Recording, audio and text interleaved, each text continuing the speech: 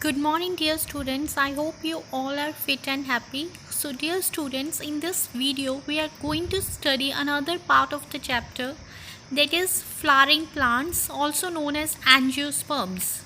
So, angiosperms are those plants in which the seeds they are enclosed in fruits, and they represent the highly developed group of plants in the plant kingdom. So let us first of all see some of the characteristic features of angiosperms. The angiosperms, they may be herbs, they may be shrubs, or they are trees as well, and they grow in all sort of habitats. They have a transporting tissue, that is xylem and phloem. Together they are known as vascular bundles. So xylem, it is responsible for the transport of water in plant body. However, the phloem tissue, it is responsible for transport of food in the plant body. So xylem and phloem, they are the conducting tissues which are responsible for conduction of water, mineral, nutrients and organic food in plant. So dear students, in this, the reproductive organ of a plant is flower, and they have various agents of pollination. So pollination can occur through wind, that is anemophily, and pollination may be possible by water, and that is known as hydrophily, and pollination by insect, that is entomophily. So there are various agents of pollination found in angiospermic plants. So such factors, they are responsible for the dominance of angiosperms. Then you know that flower, it is a reproductive organ of plant in angiosperms, and here the young ovule, it is protected inside the ovary. So this also lead to the dominance behavior of angiosperms. Moreover, a large number of angiospermic plants can propagate vegetatively. So vegetative propagation means we can grow the plant by natural vegetative propagation method or by artificial propagation method. So vegetative growth of plant means we can grow the plant from the vegetative parts of plant body, such as root, stem, leaf, buds, etc. So these are also some of the dominant factors which are responsible for the development of angiospermic plant in large number. So before studying the life cycle of angiospermic plant, let us know the reproductive organ of angiosperm, that is flower. So there are four floral whorls of flower, that is the outermost whorl, it is known as calyx. Then the second whorl is referred to as corolla.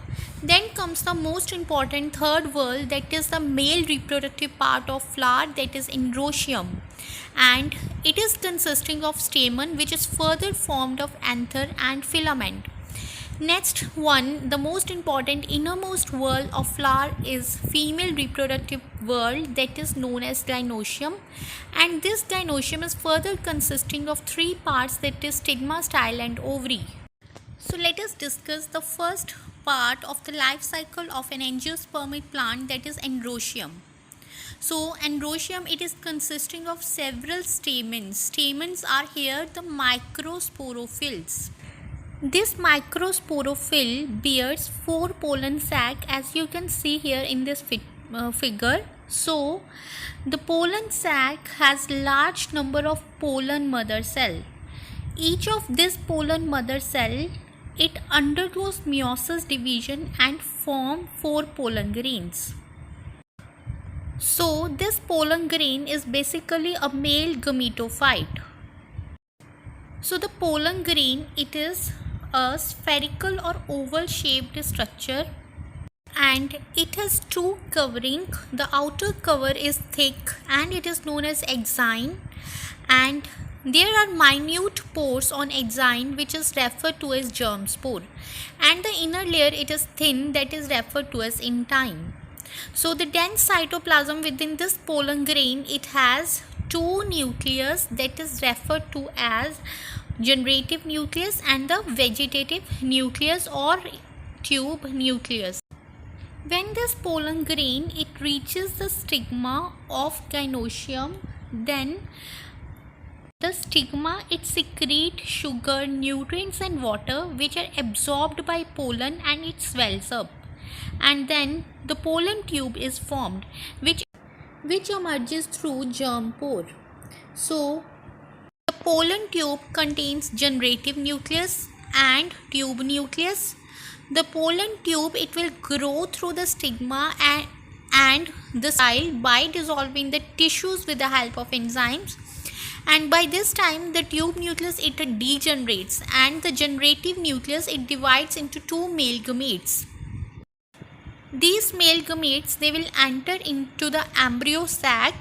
One of them will fuse with the polar nuclei present in the embryo sac, other will fuse with the egg of the embryo sac. So let us study the another part, that is about gynoecium. Gynoecium consists of carpel or pistil. This carpel or pistil, it is a megasporophyll of angiosperm, and this bears ovary at the base. In the ovary there are large number of cells that is forming a tissue known as nucellus. Same as in gymnosperm, we have observed one cell of the nucellus, it undergoes meiosis by acting as a megaspore mother cells and formed 4 megaspore. And out of the 4 megaspore, 3 degenerates and 1 is functional. And this functional megaspore, it give rise to 7-celled embryo sac. So you can see here in this figure that the embryo sac contains 7 cells.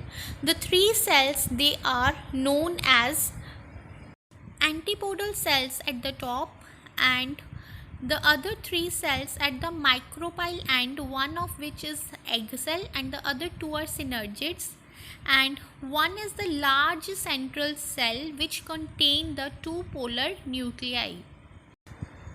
In angiosperms, the process of fertilization, it involves the 2 events, that is fusion of one male gamete with the egg and the other male gamete with the secondary nucleus. Secondary nucleus, as it is formed by the fusion of 2 polar nuclei. The 2 polar nuclei, they are found in the embryo sac, as you can see here in this figure. So as we have observed that the pollen tube, it was carrying the 2 male gamete. The one of the male gamete, it will fuse with the egg, and the other one will fuse with the secondary nucleus formed of 2 polar nuclei. Now the double fertilization process will take place.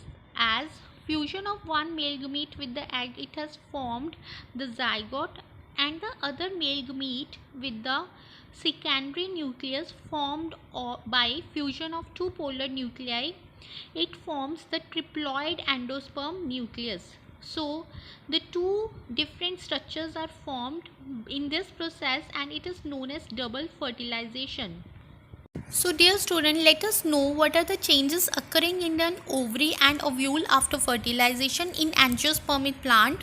So the ovary, it is converted to fruit, and the ovary wall, it forms the fruit wall, and the funicle, it forms the stalk of the seed. However, the ovule is formed, or it is converted to seed, and the integuments around the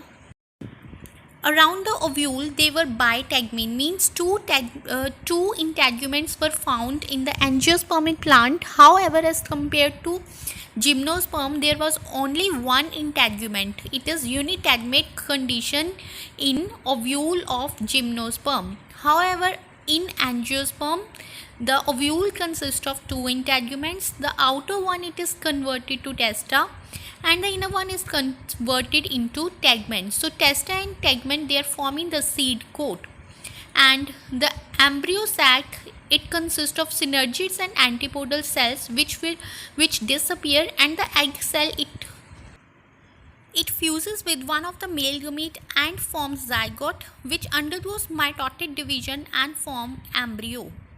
And the secondary nucleus, on fusion with other male gamete, it has formed the endosperm. So an endosperm, it is basically a tissue which is formed around a developing embryo in the seed, and it provides nutrition to the embryo. So dear student, this was about the life cycle of an angiospermic plant, which we have discussed step by step in this video. So this is all for today. Take care everyone.